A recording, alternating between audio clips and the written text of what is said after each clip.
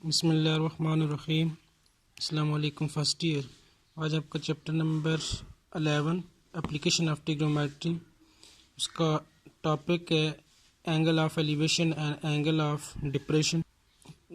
तो इनकी डेफिनेशन से पहले आपको थोड़ा सा मैं इसका हिंट्स देता चलूँ कि एंगल ऑफ एलिवेशन और एंगल ऑफ डिप्रेशन क्या होता है। फॉर एग्ज़ाम्पल आपके पास कोई भी एक बंदा नॉर्मल अगर खड़ा है तो इसकी फॉर एग्ज़ाम्पल ये आई है, ठीक है, बिल्कुल स्ट्रेट खड़ा है, तो आपका ये जो आपकी आंख होती है इसके बिल्कुल स्ट्रेट, ठीक है, जो आप एक लाइन खींचते हो इसको आप नाम देते हो आई हॉरिजॉन्टल का।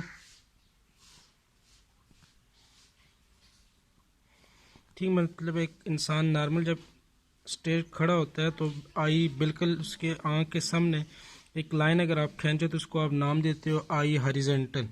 अब जो आप एक नॉर्मल इंसान बिल्कुल स्ट्रेट खड़ा होता है तो आई हॉरिजॉन्टल से अपवर्ड ऊपर कोई भी चीज़ें देखता है, ठीक है। फॉर एग्जांपल इंसान ज़मीन पे खड़ा है या किसी मकान के ऊपर खड़ा है तो आई हॉरिजॉन्टल के अपवर्ड, ठीक है, ऊपर कोई भी चीज़ है, ठीक है, आसमान है या ऊपर दरख्त वगैरह कोई भी चीज़ देखता है तो ऊपर आई हॉरिजॉन्टल के ऊपर जो की तरफ जो एंगल बनता है इस एंगल को आप नाम देते हो किसका, एंगल ऑफ एलिवेशन। इसी तरह आई हॉरिजॉन्टल से डाउनवर्ड अगर आप कोई भी चीज़ें देखते हो उनके लिए जो आपके पास आई हॉरिजॉन्टल के साथ एंगल बनता है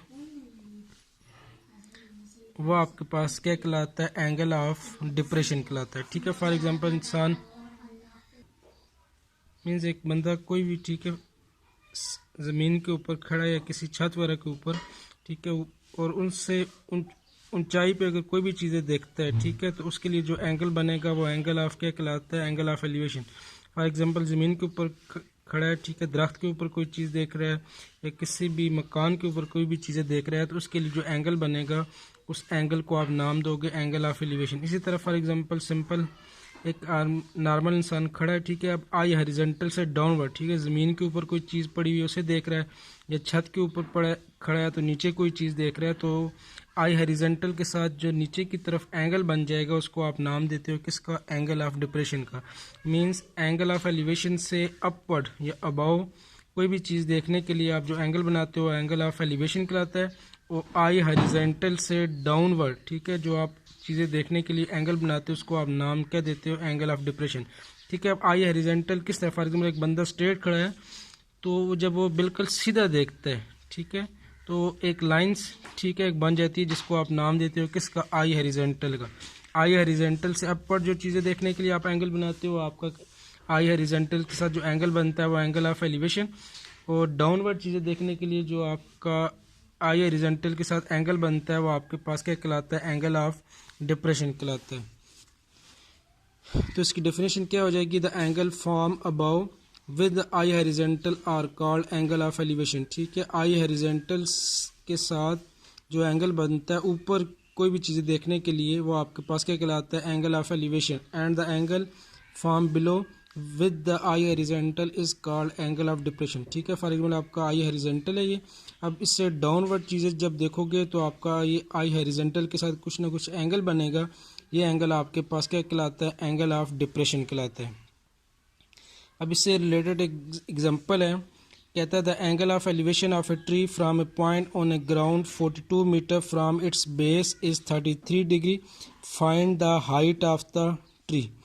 अब इस चैप्टर नंबर 11 ऐसा चैप्टर है कि जब आप स्टेटमेंट से डायग्राम अगर बना लोगे तो आपका क्वेश्चन तकरीबन सॉल्व हो जाएगा। अब क्वेश्चन ये कहता है कि angle of elevation of a tree, मतलब एक दरख्त को ऊपर देखने के लिए जो एंगल ऑफ एलिवेशन बनता है वो कितना गिवन है, 33 डिग्री, और कहता है कि दरख्त का जो बेस है, ठीक है, उससे जो ऑब्जर्वर है जो दरख्त को देख रहा है उसका जो डिस्टेंस है 42 मीटर है।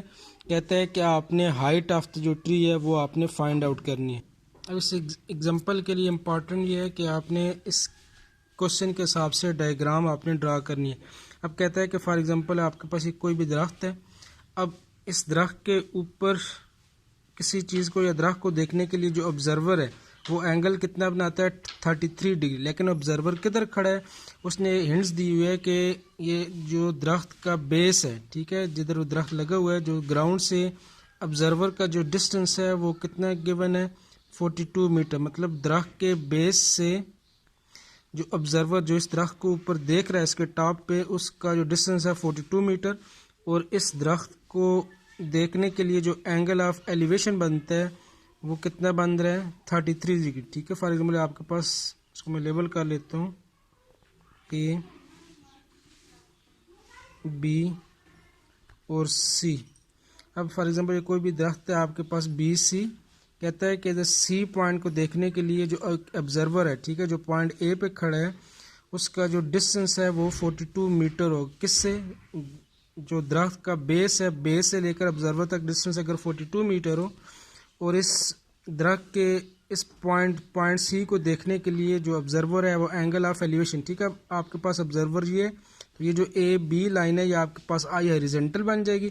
अब आई हॉरिजॉन्टल के अपवर्ड कोई चीज़ देख रहा है तो ये एंगल ऑफ क्या कहलाएगा? एलिवेशन।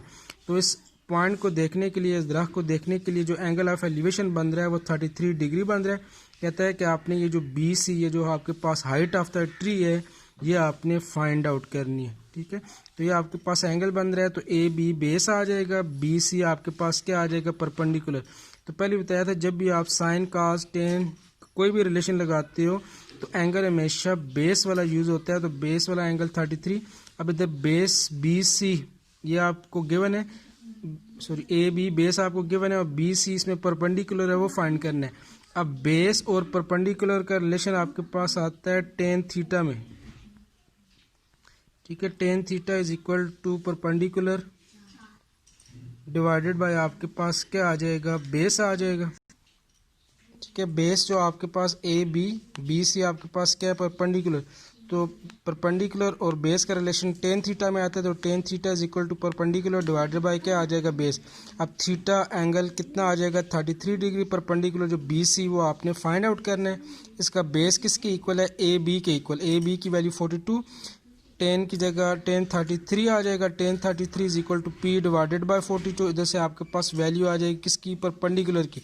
और परपेंडिकुलर किसके इक्वल है? बी सी, और बी सी आपके पास क्या? हाइट ऑफ द ट्री है, तो इससे आपके पास जो ट्री है, जो दरख्त है, उसकी क्या आ जाएगी? हाइट आ जाएगी। ठीक है, तो इसको सॉल्व करते हैं आपने क्वेश्चन के हिसाब से डायग्राम ड्रा कर लेनी है। बी सी आपके पास कोई भी एक दरख्त है, अब बी जो है वो दरख्त का ग्राउंड, ठीक है, इसका बेस है, किसका? दरख्त का बेस। जो आपके पास दरख्त का बेस है उससे ऑब्जर्वर का जो डिस्टेंस है वो 42 मीटर, तो आपका जो ऑब्जर्वर है वो दरख्त के बेस से 42 मीटर दूर हो जाएगा। और 42 मीटर दूर से ऑब्जर्वर इस दरख्त को देख रहा है, और इसको देखने के लिए एंगल ऑफ एलिवेशन कितना बना रहा है? 33 डिग्री। कहता है कि आपने ये जो हाइट है बी सी, ये आपने फाइंड आउट करनी है। तो एंगल ऑफ एलिवेशन आपके पास 33 डिग्री, ठीक है, थीटा आपके पास 33 डिग्री आ जाएगा। Distance of the observer from the base, ये जो दरख्त का बेस है, जिधर दरख्त लगा हुआ है, उससे लेकर ऑब्जर्वर तक जो डिस्टेंस है 42 मीटर, आपने फाइंड क्या करना है? Height of the tree B C आपने फाइंड करना है। अब इसमें ये बेस और परपेंडिकुलर, ठीक है, ये दोनों बेस तो गिवन है, परपेंडिकुलर की वैल्यू फाइंड करनी है। तो बेस बाय परपेंडिकुलर का जो रिलेशन है वो होता है टेन थीटा में, तो perpendicular divided by base is equal to क्या आ जाएगा? Tan theta. थीटा की वैल्यू आपके पास 33 degree is equal to perpendicular किसके इक्वल है? बी सी, वो फाइंड आउट करना है। बेस किसके इक्वल है? ए बी के इक्वल। ए बी की वैल्यू आपके पास आ जाएगी 42, क्या आ जाएगा? Tan 33 is equal to B C find out करना है, डिवाइडेड बाय ए बी आपके पास 42 के इक्वल है। तो बी सी की वैल्यू चाहिए 42, तो आगे मल्टीप्लाई टेन 33 मल्टीप्लाई बाय 42 आपके पास किसके इक्वल आ जाएगा? 27 के इक्वल। तो B C is equal to आपके पास क्या आ जाएगा? 27। अब क्वेश्चन में उसने जो ये जो लेंथ है मीटर में गिवन है, तो ये आपके पास बी सी किसके इक्वल आ जाएगा? 27 मीटर के इक्वल आ जाएगा। नेक्स्ट एक्सरसाइज है इसकी, एक्सरसाइज 11.1। क्वेश्चन नंबर 1 है, कहते हैं solve the following right angle triangles. ठीक है, आपको राइट एंगल ट्रायंगल गिवन है, मींस एक एंगल आपका 90 डिग्री का इसमें लाजमी होगा। कहता है कि आपने इस ट्रायंगल को सॉल्व करना है। पहले भी बताया था कि सॉल्व द ट्रायंगल से मुराद होता है कि ट्रायंगल के जो 6 कंपोनेंट्स हैं, ठीक है, ऐसे जो 6 एलिमेंट्स हैं वो आपने फाइंड आउट करने हैं, तीनों साइडें और तीनों आपने एंगल फाइंड करने। अब ये क्वेश्चन नंबर 1 में उसने डायग्राम गिवन की हुई है ए बी सी, इसमें ए के लॉन्ग एंगल गिवन किए हुए 30, सी के अपोजिट जो साइड गिवन है वो 6 के इक्वल गिवन है, ए के अपोजिट साइड ए ये नहीं गिवन, बी के अपोजिट आपके पास साइड बी ये नहीं गिवन। अब सी, ठीक है, इधर आपके पास परपेंडिकुलर है तो इधर एंगल आपका 90 डिग्री का आ जाएगा। बी के लॉन्ग एंगल बीटा नहीं गिवन, ये आपने फाइंड आउट करना है। ठीक है, इस डायग्राम को थोड़ा सा लेबल कर ले। आपके पास ए के लॉन्ग एंगल अल्फ़ा होता है तो 30 इज इक्वल टू अल्फ़ा आ जाएगा। ये परपेंडिकुलर एंगल है तो आपके पास सी के opposite angle gamma is equal to 90 degree. B के लॉन्ग आपका एंगल बीटा, ये आपने फाइंड आउट करना है। सी के opposite side small C is equal to 6, A के अपोजिट साइड स्मॉल ए वो आपने फाइंड करनी है, और बी के अपोजिट आपके पास जो साइड बी है वो आपने फाइंड आउट करनी है। ठीक है, अल्फ़ा 30 गिवन है, गैमा 90 डिग्री, उसके बाद C is equal to 6, A side नहीं गिवन, बी साइड नहीं गिवन, और एंगल बीटा आपके पास नहीं गिवन, ये आपने फाइंड आउट करने हैं। अब दो एंगल गिवन है तो थर्ड एंगल के लिए सम ऑफ 3 एंगल्स का फार्मूला यूज़ कर लें। Alpha plus beta plus gamma is equal to 180 degree. इधर से beta is equal to gamma भी दूसरी तरफ चला जाएगा, माइनस गैमा और माइनस अल्फ़ा वैल्यूज पुट कर देंगे तो बीटा आपके पास किसके इक्वल आ जाएगा, 60 डिग्री के इक्वल।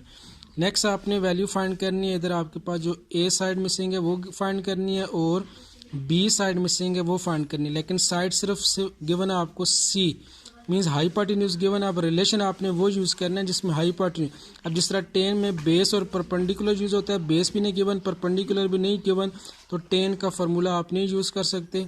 हाइपोटेन्यूज का जो रिलेशन है वो आपके पास साइन और काज में आता है, तो इनमें से आप कोई भी रिलेशन यूज़ कर सकते हो। तो sine theta is equal to perpendicular divided by hypotenuse. Perpendicular A वो आपने फाइंड करना है, हाइपोटेन्यूज आपको 6 के इक्वल गिवन है। अब इधर थीटा, ठीक है, बेस वाला एंगल जो है ये alpha is equal to 30 degree है, तो थीटा की जगह आपके पास क्या आ जाएगा, 30 डिग्री आ जाएगा। तो sine theta is equal to perpendicular आपके पास आ जाएगा small A divided by hypotenuse, तो किसके इक्वल गिवन है, सी के equal. Sine theta is equal to आपके पास क्या आ जाएगा, sine alpha is equal to A find out करना है, सी की वैल्यू गिवन है 6, साइन 30 की वैल्यू आपके पास 1/2 ए इंटू आपके पास ए बाई 6 डिवाइड दूसरी तरफ जाके मल्टीप्लाई, तो 6/2 इज इक्वल टू क्या आ जाएगा 3, तो ए की वैल्यू किसके इक्वल आ जाएगी, 3 के इक्वल। उसके बाद साइड बी चाहिए, ठीक है, बी इसमें आपके पास बेस है, तो बेस का रिलेशन आपके पास टेन और काज दोनों में होता है, तो टेन और काज का फार्मूला दोनों का लग सकता है। तो cos theta is equal to base by hypotenuse, theta angle base वाला लगेगा, cos of alpha is equal to base small B के इक्वल है और हाइपोटेन्यूज सी के इक्वल। तो cos 30 is equal to B divided by C की value 6 थी, काज 30 होता है √3/2 multiply by 6 is equal to B, 2 3 are 6, तो बेस किसके इक्वल आ जाएगा, √3 मल्टीप्लाई बाय 3, या बी इज इक्वल टू 3 √3 के इक्वल। तो तीनों एंगल्स भी आपके पास आ गए और तीनों साइड्स भी आपके पास आ गई, तो आपके ये ट्रायंगल सॉल्व हो गए।